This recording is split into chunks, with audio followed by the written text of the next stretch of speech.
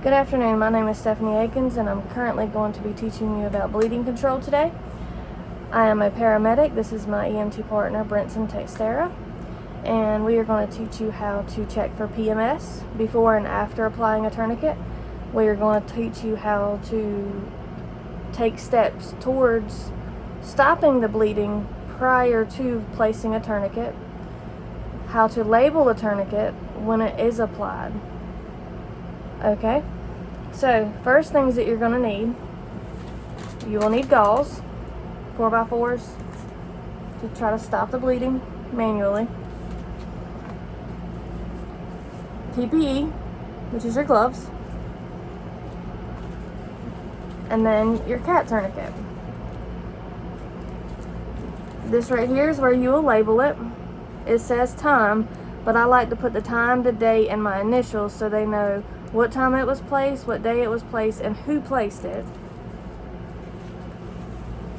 Okay, so we are going to apply our gloves.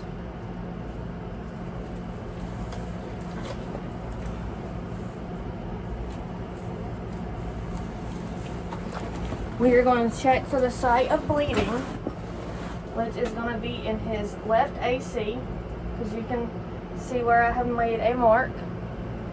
I'll pull the camera closer so that you can see. That is going to be his spot of bleeding.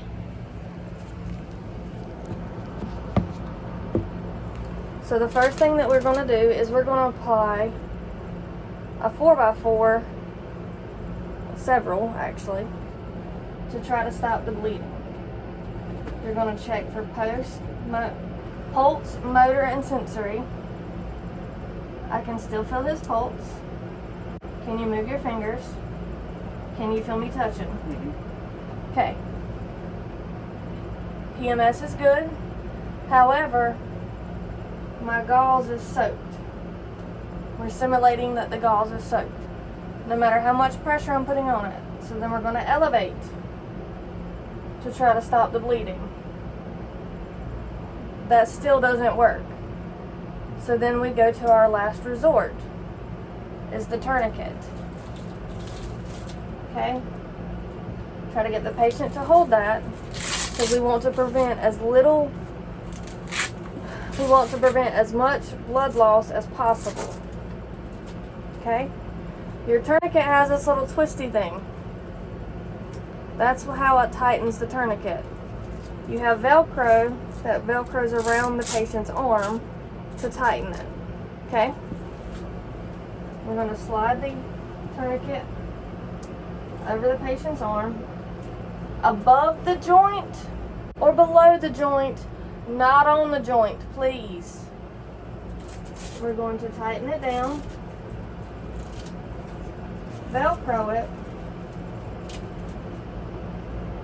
like that, and then the piece that I told you we were going to turn, we will turn it until the tourniquet gets tight. Seeing as how he is a practice patient, I do not want to put it on too tight in fear of hurting him. But your patients are going to get a little antsy because it's uncomfortable. Okay. Bloody gauze, biohazard box, because it's got blood on it, so it's a biohazard. The bleeding has stopped. Check for pulse. He has a good pulse. Can you move your fingers? He has good motor. Can you feel me touching? Yeah. He has good sensory. As you can tell, with the tourniquet being tight, you can actually see that his vein has popped up. That would be where the bleeding would have been that we stopped.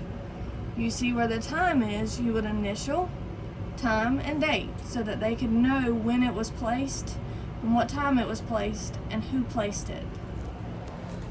Therefore, that they can try to save the limb if it's not too far gone. The patient obviously has good motor sensory because he can move his fingers and he can feel me touching and he has a good pulse. That's what you want. And at this point, we have completed our lesson of applying a tourniquet.